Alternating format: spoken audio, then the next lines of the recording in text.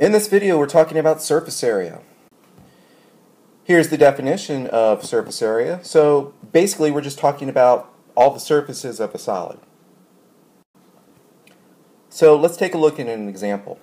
Here we have a solid with these given dimensions. And we want to find out what the surface area of the solid is, or this prism. So I know this rectangular prism has 6 sides. It has a top, bottom, front, back, right, and left. Now that's important to know because that's how I'm going to list the dimensions for each of these.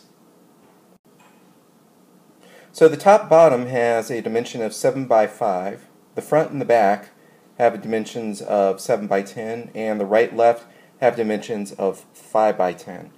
When you're trying to find surface area, it's very important to be very organized. It's very easy to forget one of the faces, and then your answer is going to be incorrect. So I like to do this in one of 2 ways. This is being one of them, listing all the possible faces and then giving those dimensions. Notice top and bottom are the same, front and back are the same, right and left are the same.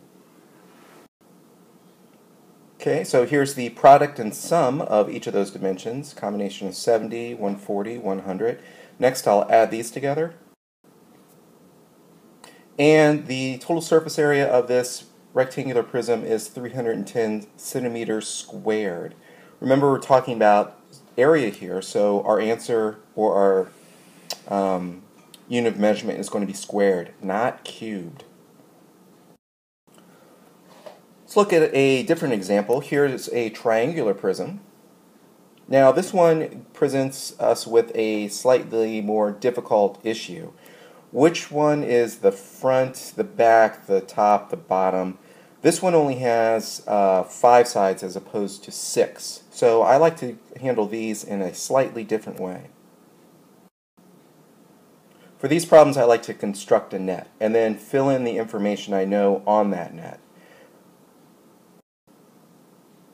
So here I'll go ahead and label up my net.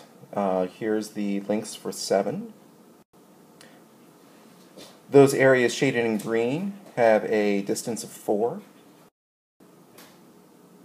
And those areas shaded in blue have a distance of 3. Now you'll notice that this hypotenuse and this side does not have a measurement. And what we need to do is use the Pythagorean Theorem to find out what our hypotenuse is, and therefore find out what this distance is as well. Since this is 3 and this is 4, I know that's a Pythagorean triple, so this hypotenuse is 5. Therefore, anything in red is going to be 5 as well. Now all I need to do is find out the area of the faces. This will be 35, 7 times 5. The center one will be 21, 7 times 3. The bottom one will be 7 times 4, so that would be 28.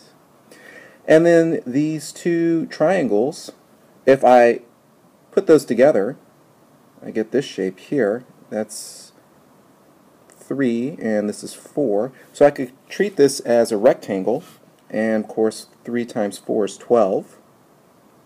So that's the area of both the triangles combined.